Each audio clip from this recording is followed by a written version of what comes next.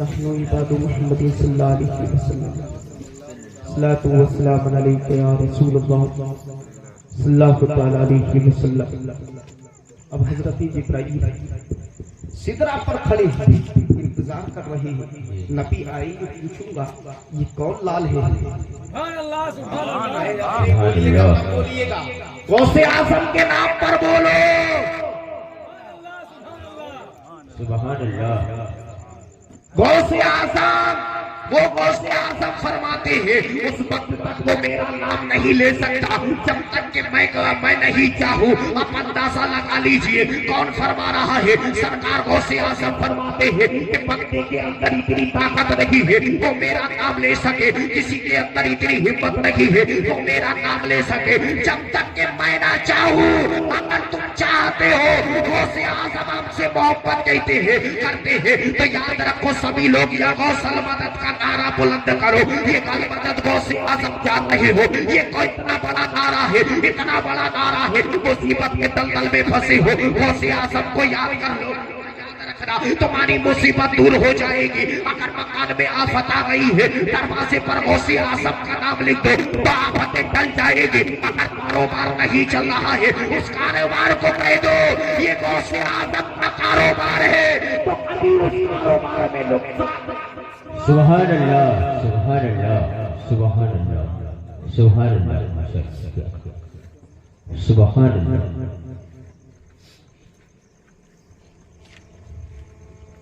ऐसी काम चलेगा इस मैच से? गौसे आजम के नाम की फजीलत है। सुभान अल्लाह, सुभान अल्लाह, सुभान अल्लाह। नाम का ये आलम है तो इनसे मोहब्बत का आलम क्या होगा? क्या होगा? सुभान अल्लाह, सुभान अल्लाह। जैसे ही नबी मेरे पैगंबर जैसे ही जिब्राइल के करीब सिदरा पर आए हैं अब हजरत जिब्राइल मेरे पैगंबर पे चरणों पर गिर जाते हैं। जैसे ही गिरे हैं मेरे पैगंबर के चरणों पर निसार हो जाते हैं। जैसे ही निसार हुए हैं अब अंदाजा यही लगा लीजिए हजरत जिब्राइल कहते हैं या रसूल अल्लाह, या रसूल अल्लाह। मेरे पैगंबर ने हजरत जिब्राइल के बाजुओं को पकड़ा है, पकड़ने के बाद उठाया है, उठाने के बाद कहा ऐ जिब्राइल क्या मामला है? कहा या रसूल अल्लाह जहां तक मेरी पहुंच नहीं थी ये कौन था जो आपको लेकर चला गया? जहां तक मेरी रसाई नहीं थी तो ये कौन था जो लेकर चला गया? तो नबी फरमाते हैं ऐ जिब्राइल ये कोई और नहीं था, ये मेरा रूहानी बेटा था और ये शहर जिलान में पैदा होगा जिसका नाम अब्दुल कादिर जिलानी होगा। ऐ जिब्राइल तू गवाह रहना जिसने मेरे कदमों को अपने सरों पर उठाया है कल ये पैदा होगा कि इसका कदम तमाम बलियों की सुभान अल्लाह, सुभान अल्लाह, सुभान अल्लाह, सुभान अल्लाह। इससे तो अच्छा मैं खाली तुमको वैसी आवाज पहुंचा सकता।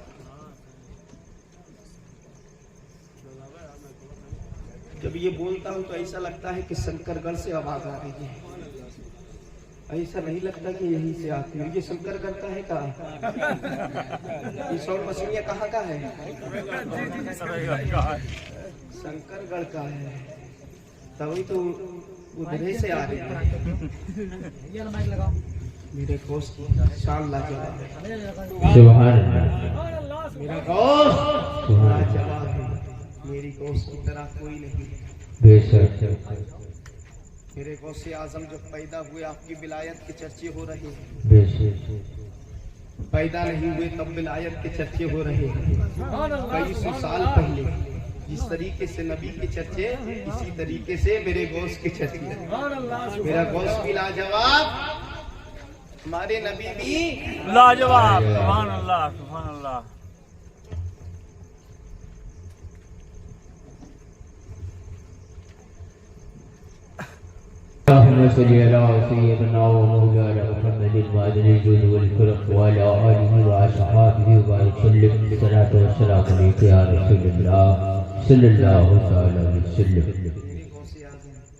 नाम की फजीलत जान रही है।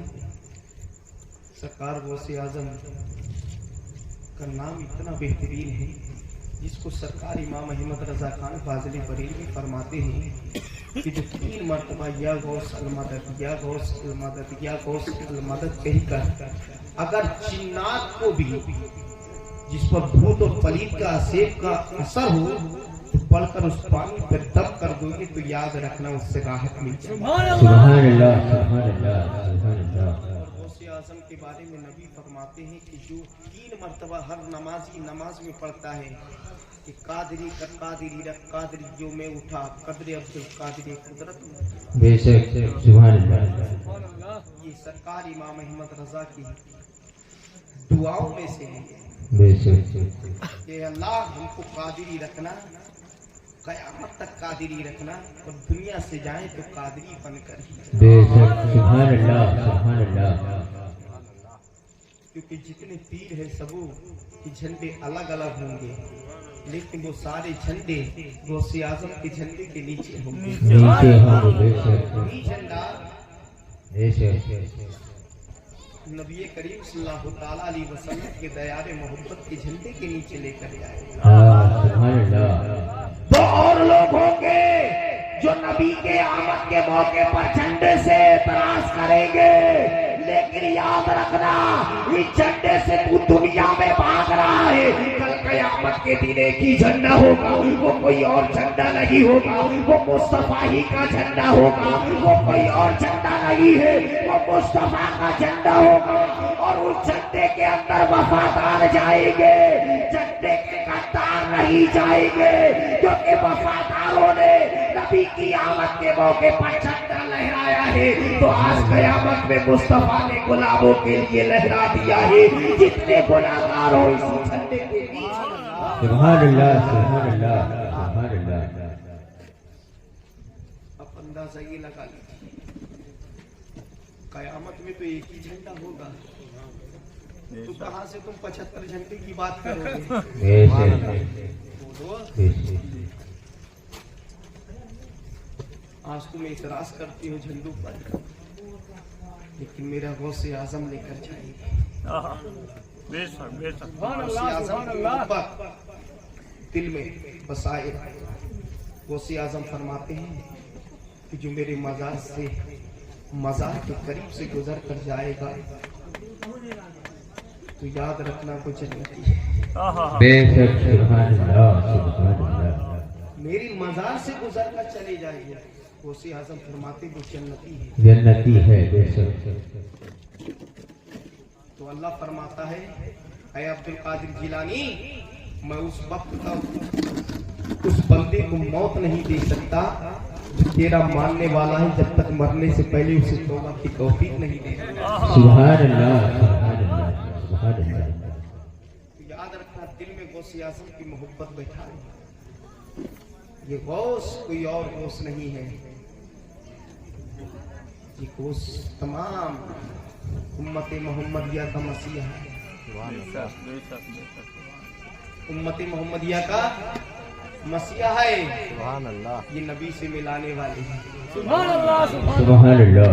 इनकी विलायत के चर्चे आपने बहुत सुने होंगे, इनकी करामत के चर्चे बहुत सुने होंगे, लेकिन याद रखना जब तक के दुनिया के अंदर है तब भी गौसे आजम मदद करते हैं, दुनिया से चले गए हैं तब भी गौसे आजम मदद करते हैं। ये ऐसे गौस है जो जिंदगी को जो मदद तो करते हैं, मुर्दों की भी मदद किया करते हैं, लेकिन यही गौसे आजम जिलानी है, यही गौसे आजम जिलानी है, यही नहरे फुरा, यही दरियाए दजला के किनारे जा रहे थे। चलते चलते चलते चलते अचानक क्या देखते हैं कि दरियाए दजला के किनारे एक ज़ईफ़ा खातून है, बूढ़ी औरत है, सारों कतार आंसू बहा रही है, सारों कतार रोती चली जा रही है। आपने अपने मुरीद को भेजा है, ए मुरीद जाओ ना, ये खातून क्यों रो रही है, इसके रोने का सबब पूछ के आओ, उसके रोने की वजह पूछ कर आओ।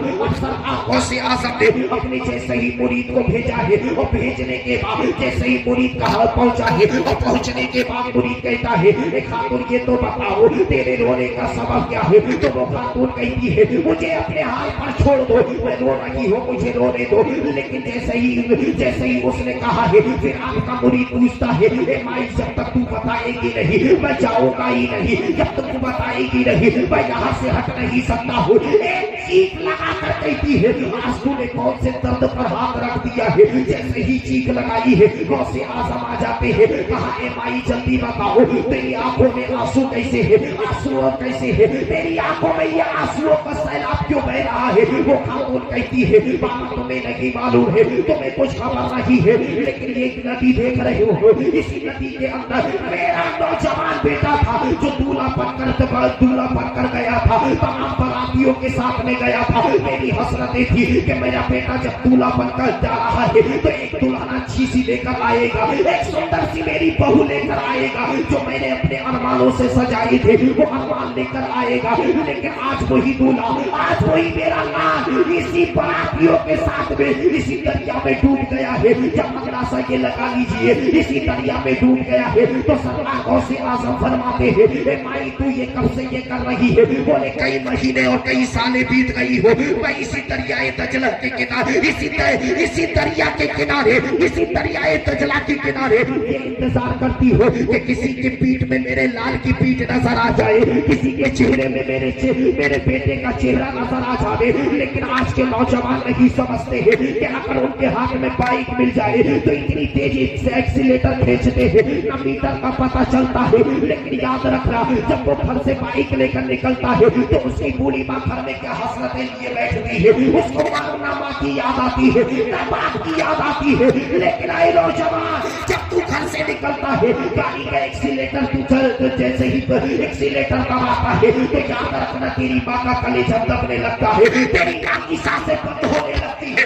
यही मेरा नाम है जिससे मेरी हसरतें लिया हुआ है, यही मेरा बेटा है जो मेरे आंसू की तमन्नाओं का दीप जलाए हुए है, यही मेरा लाल है जो मेरी जिंदगी का भरोसा है, यही मेरा लाल है जो मेरे बुढ़ापे का सहारा है। आज तू ना उस बूढ़े बाप की फिक्र कर रहा है ना उस बूढ़ी माँ की फिक्र कर रहा है। लेकिन याद रखना अगर बूढ़े बाप से पूछना चाहते हो जिसका जवानी में बेटा चला गया हो उसके बाप से पूछो ए बाबा तू ये तो बताओ जब तेरा बेटा जवान था तो याद रखना जैसे ही घर में घुसता था तो आज सीना चौड़ा करके बोलता था, लेकिन आज तेरा सीना ये चौड़ा कहाँ चला गया है, जो तेरा 36 इंच का सीना था ये कहाँ चला गया है, तेरे चेहरे पर जो मुस्कान थी वो मुस्कान कहाँ चली गई है, जो तेरे चेहरे पर जो सियाही नजर आ रही थी वो आज सफेदी में कैसे चेंज हो गई है। तो वही बूढ़ा बाप कहता है जिस दिन मेरे जवान बेटे का जनाजा मेरी दहलीज से उठा था तो मेरी जवानी के अरमान उसी दिन उसकी डोली के साथ में सचकर कब्र में दफन हो गए हैं। उस माँ से पूछो जो माँ अपने लाल को देखती थी तो अपनी आंखों में और उसकी आंखों में अपने सपने देखती थी, आज वो सपने कहाँ चले गए। उसी माँ से पूछोगे ए माँ जब तेरा लाल धरती पर था तो मुस्कुराकर गुफ्तगू करती थी और तू अपने आप को समझ नहीं पाती थी, आज तेरा वो जज्बा कहाँ चले गया है। वो माँ कहती है मेरा जज्बा उसी वक्त दफन हो गया है जिस दिन मेरे जवान बेटे का जनाजा बेशक सुभान अल्लाह घर से निकला करो तो अपने माँ बाप की भी याद कर लिया करो। बेशक लेटर इतने तेज खींचते हो तुमको कोई फिक्र नहीं है कि हमारी बूढ़ी माँ घर में क्या कर रही है। जब तुम घर से चलते हो ना वो माँ तुम्हारे लिए दुआएं देती है। बेशक सुभान अल्लाह। इसलिए गाड़ी का एक्सीलेटर देने से पहले अपनी माँ को याद कर लिया करो। बेशक अपनी बहनों को याद कर लिया करो जो आंचल फैला कर दुआएं मांगती है। बेशक सुभान अल्लाह। क्या आज हम समझते नहीं हैं, खुदा के लिए कभी ऐसे खत्म मत करना। तो वही दरिया दजला के किनारे वो बूढ़ी माँ कहती है ए बाबा मैं किसी जवान के अंदर मैं अपने लाल का चेहरा देखना चाहती हूँ कि मेरे लाल का चेहरा नजर आ जाए।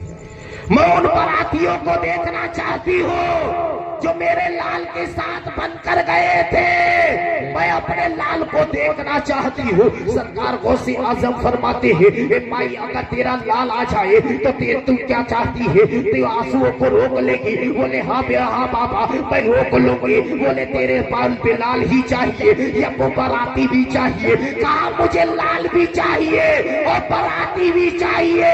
तो सरकार गौसे आजम ने दरिया के कोने पर उंगली रखकर कहा, है दरिया इसके लाल को भी दे दे, इसके लाल के बरातियों को भी दे दे।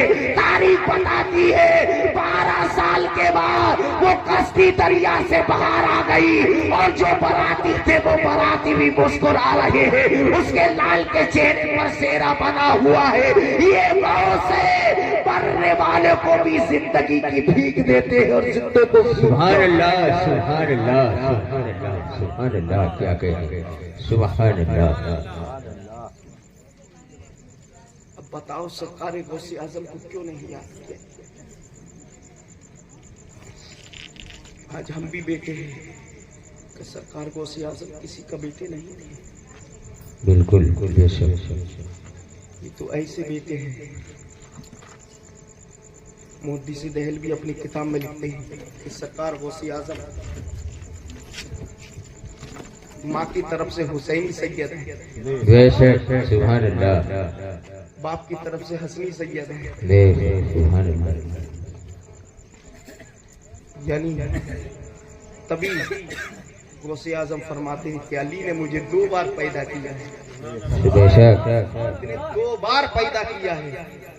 क्योंकि मेरी माँ हुसैनी है और मेरा बाबा हसनी है।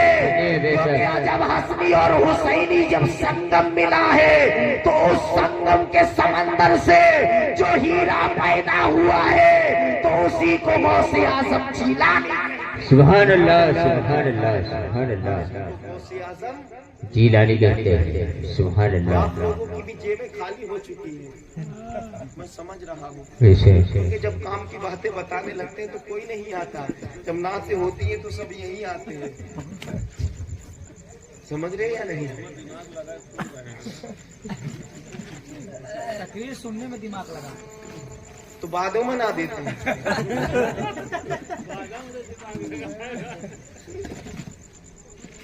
मैं तुम्हारे लिए हूँ, तुम मेरे लिए हो। बेशक, ये रिश्ता ये मोहब्बत कुछ इस तरह निभेगा, कुछ तुम कदम बढ़ाओ, सब कदम कुछ हम कदम बढ़ाओ।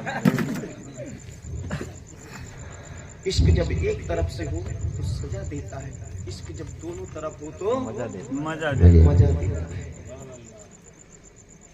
जब दोनों तरफ आग लगी हो तब उसका नजारा देखने में मजा आता है।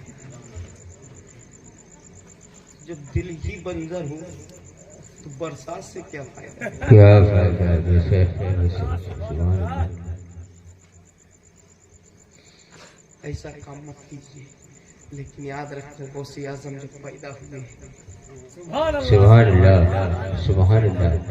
हुए तब भी वली, पैदा नहीं हुए तब भी वली, पैदा हो गए तब भी वली, जवानी की दहलीज पर कदम रखा तब भी वली। बेशक, सुभान अल्लाह। गौसे आजम जिलानी की शान रखी है।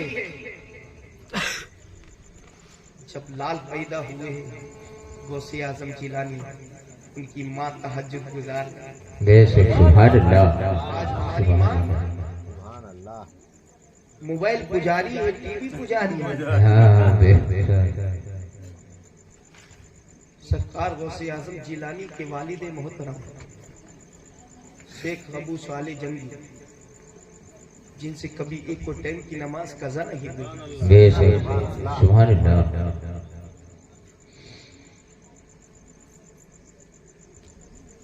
और यहाँ तो पता ही नहीं है कितनी टाइम की अदा हुई है।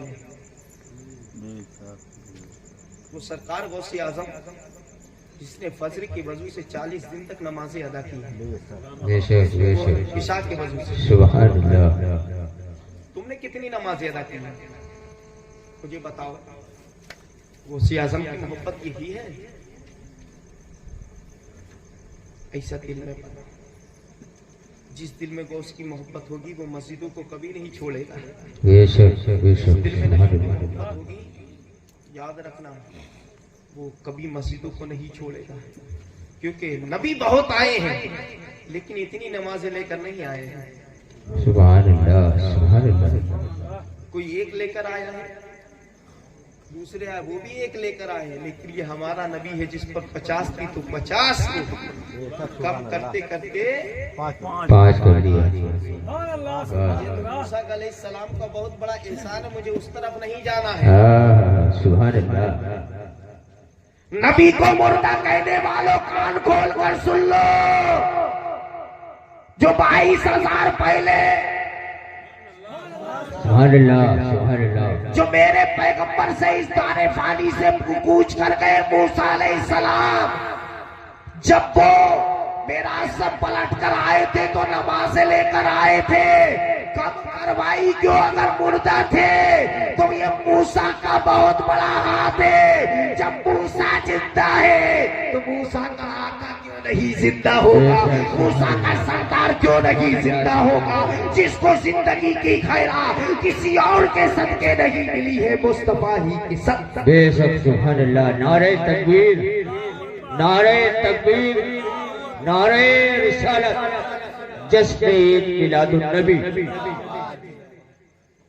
याद रखना, नमाजें पढ़ा करो, लेकिन वही बेटे वफादार होते हैं जिसके माँ बाप नमाजी होते हैं। बेशक सुभान बेटे अल्लाह। गौसे आजम तो नहीं बन सकते, लेकिन गुलाम गौसे आजम जरूर बनेंगे। बेशक बेशक गौसे आजम जरूर बनेंगे। बेशक। लेकिन याद रखना, आप ये मत सोचिए बेटों से नहीं प्यार किया जाए। बेटों से भी प्यार करो, बेटियों से भी प्यार करो। बेशक। बेटों के दिल में ये आता है कि बाप हमसे मोहब्बत नहीं करता। याद रखना, बाप बहुत ज्यादा मोहब्बत करता है। बेशक। पिछले साल में आया था तो मैं टच करता हुआ चला गया था कि बेटों को क्या कहा जाता है। आजकल के बेटे यही सोचते हैं कि बाप मुझसे प्यार नहीं करता, लेकिन बाप प्यार जरूर करता है और उससे ज्यादा नहीं करता है। नौजवान ये सोचते माँ बहुत प्यार करती है, अगर हम गलती कर दे तो माँ हम रोए लागत है। अगर गाड़ी चलावत रहे, एक्सीलेटर ज्यादा ऐड दिए तो हम ऐड गए रहे हैं, तो बाप हम गरियाता हुआ आ रहा है, लेकिन माँ रोती हुई आ रही है। क्या कहे क्या कहे। अब इससे ये पता चल रहा है कि बाप हमारा दुश्मन है, माँ उसे प्यार करने वाली ये मत सोचना। नौजवानों, जितना प्यार माँ करती है उससे ज्यादा प्यार बाप करता है। बेशक सुभान अल्लाह। क्योंकि नबी फरमाते हैं एक तरफ तेरी बीबी खड़ी हो, सुभान एक तरफ माँ खड़ी हो, एक तरफ तेरा बाप खड़ा हो। अगर माँ तुझे पुकार रही हो, बाप भी तुझे पुकार रहा हो, तेरी बीबी भी तुझे पुकार रही हो, तो मुस्तफा फरमाते हैं कि बीबी की पुकार पर मत जाना, माँ की पुकार पर मत जाना। अगर तीनों में से किसी के पास जाना है तो बाप के पास चला जाना। मुस्तफा फरमाते हैं तेरा बाप वो बाप है जो तेरा भी हाकिम है, तेरी माँ का भी हाकिम। सुभान अल्लाह सुभान अल्लाह सुभान अल्लाह। क्या कह रहे हैं। तेरा भी हाकिम है, तेरी माँ का भी हाकिम है। सुभान अल्लाह। साल में एक शेर पड़े थे तो 100 रुपए कितने से चले आए थे, हमारे लगे 10 रुपए बता दिया। ये हाकिम जान रहे हो, बाप का हक क्या है? ज्यादा है। क्या है? तेरा भी बादशाह है, तेरी माँ का भी बादशाह है। तो किसका हक ज्यादा है? अब समझ में आ गया। जो लोग कहते हैं माँ का हक ज्यादा है, माँ का मर्तबा ज्यादा है, हक बाप का ज्यादा है। सुभान अल्लाह सुभान अल्लाह।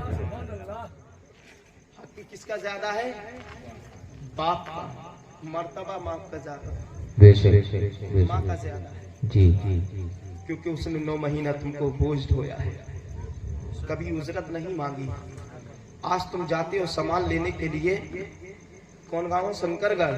तो अम्मा से पहले 20 रुपए ले लेते हैं, कहते अम्मा समोसा खाए भी तू पहले पैसा तो दो, बोलते हैं या नहीं?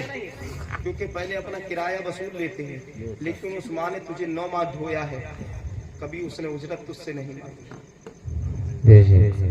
लेकिन माँ और बाप बराबर मोहब्बत करते हैं। जिस जगह पर माँ आंसू बहाती है तो उसी जगह पर बाप भी करवटें बदलता है। मुस्तफा फरमाते हैं कि बाप को अल्लाह ने सूरज के मानिंद रखा है, यानी सूरज की तपिश कैसी होती है, गर्म होती है। जब भी बेटा जब भी बाप अपने बेटे से मिलता है तो गर्म लहजे से बात करता है, और माँ चांद के मानिंद है, चांद ठंडा रहा करता है। जब भी माँ अपने लाल से मिलती है तो नर्म दिल से मिलती है, नरमी से मिलती है, इसलिए वो रो देती है। बाप रोता नहीं है, क्योंकि जब बाप रोएगा समझ लो दुनिया में सबसे बड़ी मुसीबत मेरे बाप पर आई है। जिस जगह पर माँ आंसू बहाती है तो उस जगह पर रात की तारीकी में तेरा बाप भी करवटें बदलता है। अगर इसी बाप और बेटी की मोहब्बत पूछना है तो शहंशाह कायनात जनाबे मोहम्मद रसूलुल्लाह सल्लल्लाहु अलैहि वसल्लम से पूछिए कि बेटे और बाप की मोहब्बत क्या होती है। अब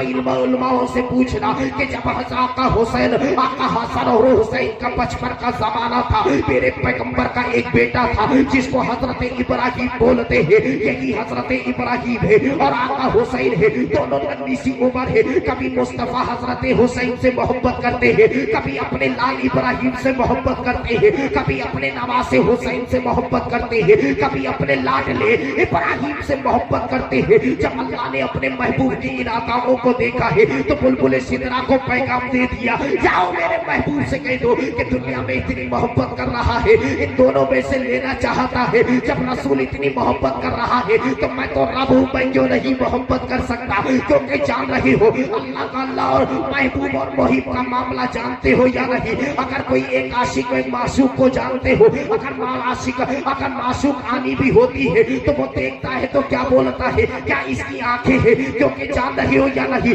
अगर कोई नौजवान अगर किसी लड़की से मोहब्बत कर रहा है वो पैर से लगड़ी भी है, जब वो चलती है तो कहता है क्या इसकी चाल है। आप अंदाजा लगा लीजिए। अब ये तो महबूब और मोहिब का मामला है तो आप अंदाजा लगा लो इसमें हमारा और तुम्हारा दखल क्या है। जब अल्लाह ने देखा है कि महबूब और मोहिब में कहीं दरार पैदा ना हो जाए तो अल्लाह ने कहा जब महबूब इतना प्यार कर रहा है तो महबूब को तो और तड़पना चाहिए। मोहब्बत का ये मामला होता है। आज ये तुम्हारी झूठी दुनिया की मोहब्बत है। अगर कोई दुनियादार से मोहब्बत करता है उसकी हर आदा को अपनाता है, उसके हर चाल चलन को अपनाता है, उसकी हर बात को अपनाता है। आज का नौजवान कान खोल कर सुन ले, अगर किसी लड़की से मोहब्बत करता है तो याद रखना जैसा वो बोलती है वैसा ही नाचता है, जैसा इशारा करती है वैसा ही कूदता फांदता है। लेकिन ये मोहब्बत है, करना भी चाहिए। जिस तरीके से एक शौहर है अपनी बीवी के इशारे पर नाचता है और नाचना भी चाहिए, क्योंकि इसलिए कि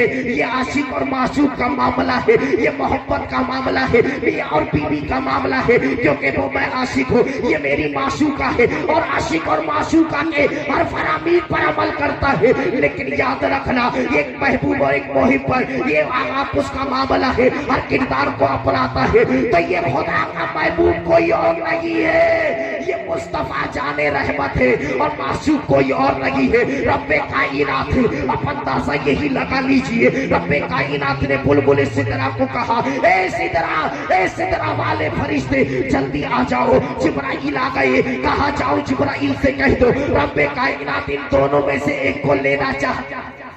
सुभान अल्लाह, सुभान अल्लाह। दोनों में से एक को लेना चाहता है। जब इतनी बात कही है कहा ये बताओ ये फैसला किस ये का मामला है, समझ में नहीं आया। कहा दोनों में से लाल में से एक लाल को लेना चाहता है, एक को आप रख लो, एक को अल्लाह को दे दो। अब अंदाजा लगा लीजिए। अब इतना कहा है तो इतने में हजरत जिब्राइल से मेरे पैगंबर ने फरमाया है जिब्राइल जाओ ना मेरे महबूब के जाओ ना अल्लाह की बारगाह में जाओ, और जाने के बाद कहो कि कौन से वाले को लेना चाहता है। तो जैसे ही जिब्राइल गए हैं पलट कर आए हैं, कहा या रसूल अल्लाह ये फैसला आप पर छोड़ दिया है, आप जिसे चाहे रख ले और जिसे चाहे वापस कर दे, जिसे चाहे दे दे।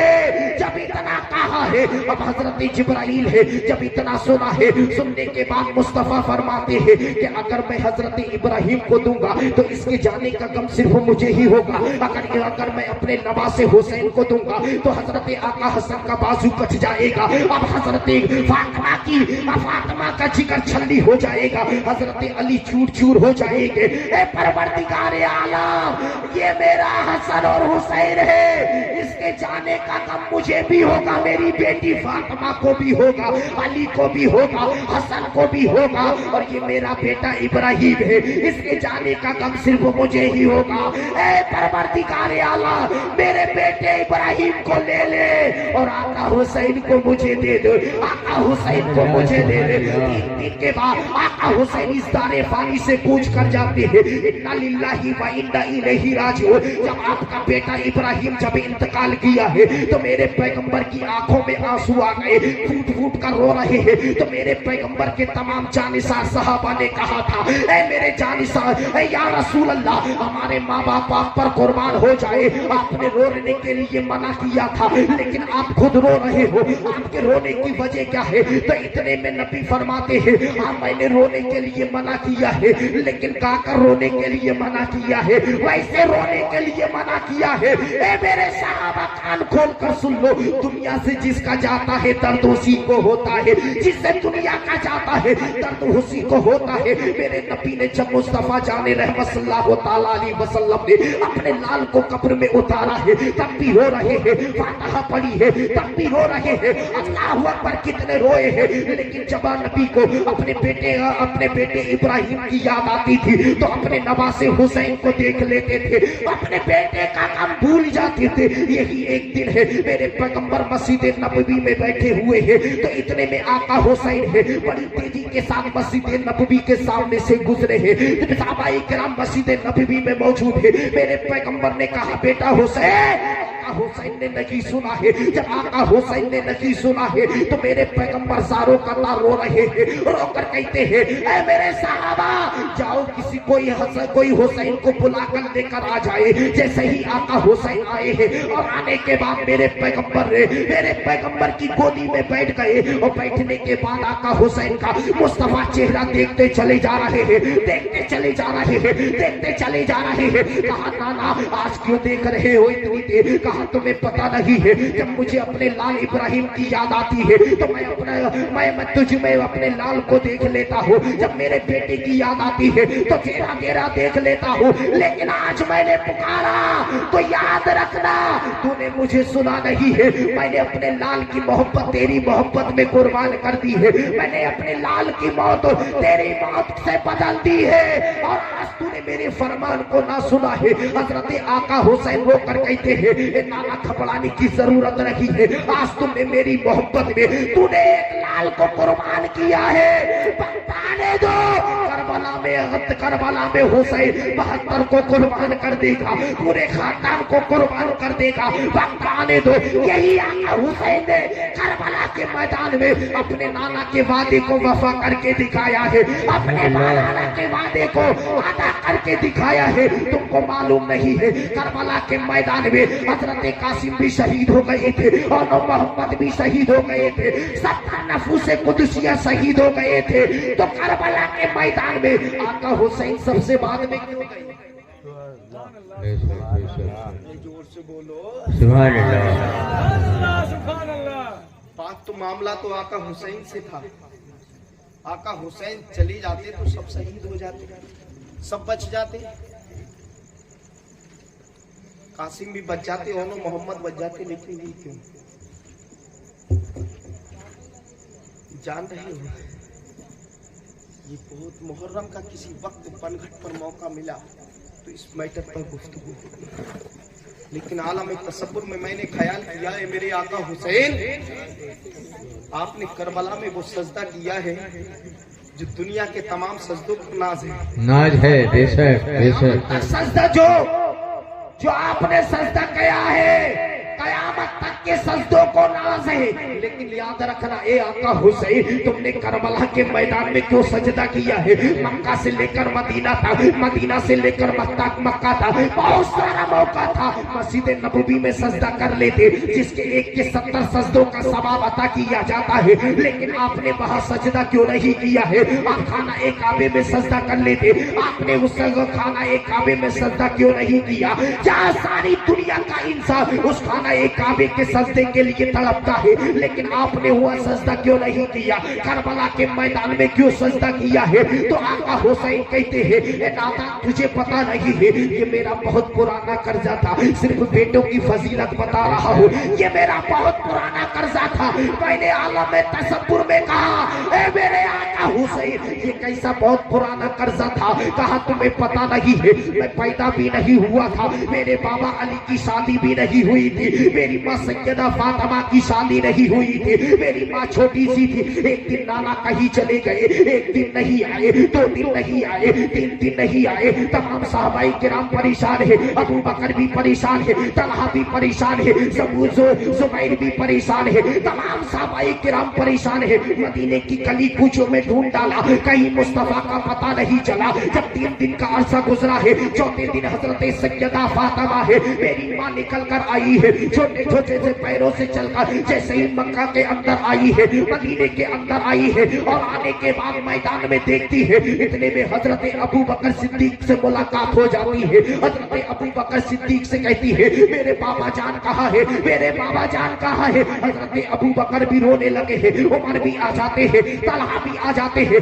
तमाम सहाबाए किराम आ जाते हैं। इधर से हजरत अबू बकर कहते हैं, ए बेटी फातिमा, ए बिन्ते रसूल, अगर पता होता तो हम पता बता देते, मालूम होता तो हम बता देते, जहाँ तुम देख रही हो वहाँ मैं भी तलाश कर रहा हूँ। तो तमाम सहाबाए किराम कहते हैं, ए बिन्ते रसूल, अगर रसूलुल्लाह का पता होता तो हम तुझे बता देते। तो इतने में तमाम लोग इधर इधर ढूंढ रहे हैं, कहीं मुस्तफा का पता नहीं चला। कोई जबले हो अहद पर जा रहा है, कोई जबले हुनैन पर जा रहा है, कोई कहीं जा रहा है, कोई कहीं जा रहा है। आका हुसैन फरमाते हैं, उन्हीं तलाश करने वालियों में मेरी माँ भी नन्हे नन्हे पैरों से तलाश कर रही थी। कोई जबले उहद पर जा रहा है, कोई जबले हुनैन पर जा रहा है। अचानक मेरी माँ सैयदा फातिमा है, वो बुकबीस पहाड़ी पर चल जाती है। जैसे ही चली है, जल्दी चली जा रही है, जल्दी चली जा रही है, एक जगह खड़ी हुई है, सांसों को कंट्रोल किया है, अपने मातम को कंट्रोल किया है, अपनी धड़कनों को कंट्रोल किया है। अचानक क्या देखते हैं, कानों में एक आवाज आती है, रब्बे हबली उम्मती, रब्बे हबली उम्मती, रब्बे हबली उम्मती, रब्बे हबली उम्मती, बोलो ना,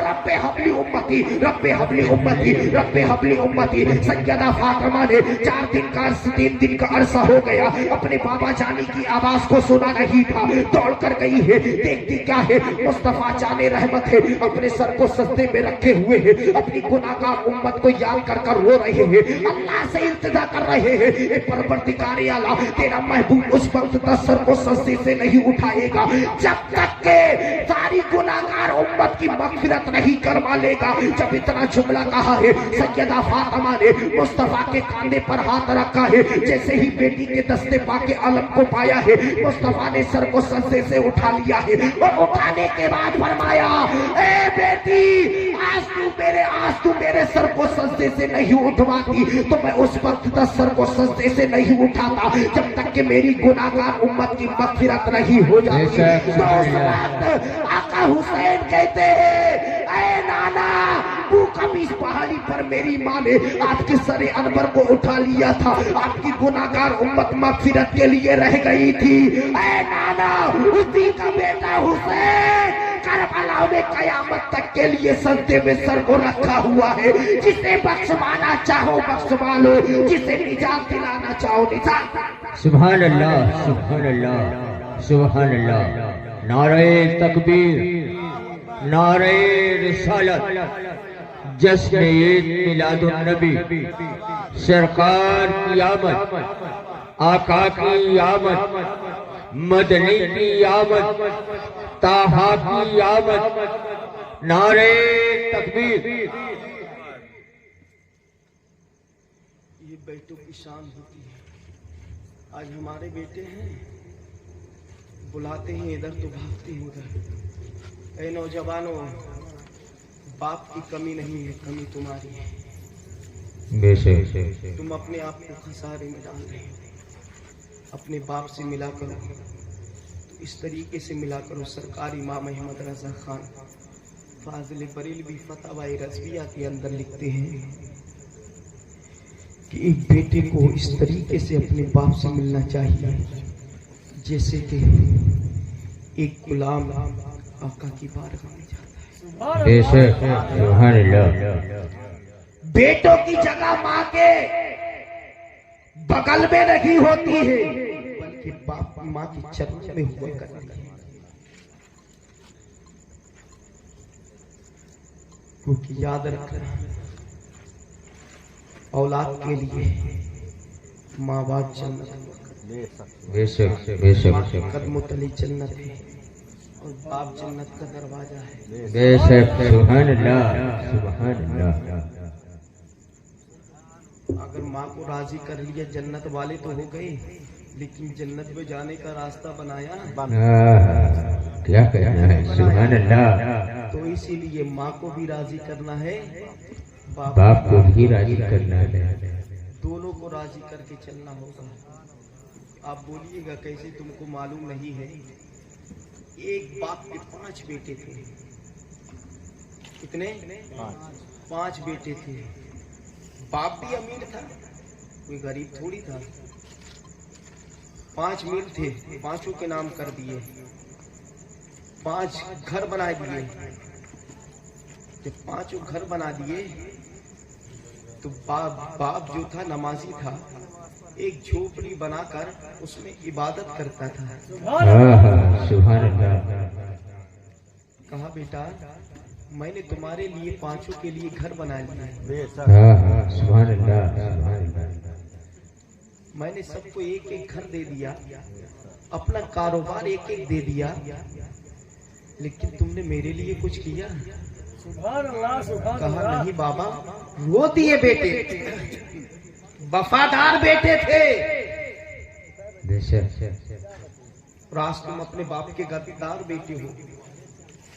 बाप खेत भी छोड़कर जाता है, दुकानें भी छोड़कर जाता है, मकान भी छोड़कर जाता है, धन दौलत भी छोड़कर जाता है, तब भी उस बाप की नाफरमानी करते हो।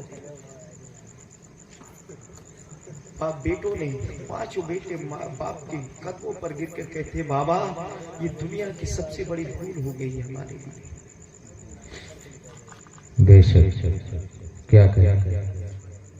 तो बाप ने अपने बेटों को रोते हुए देखा कि जानते हो बाप की भी आंखों में आंसू आ जाते हैं। बेशक जब औलाद रोती है तो आप ये मत सोचना, क्योंकि बाप सख्त दिल होता है, रोता नहीं है, उसका दिल रोता है। ये कभी मत कहना कि मेरा बाप मेरे लिए नहीं रोता, उसका दिल जो है सख्त होता है।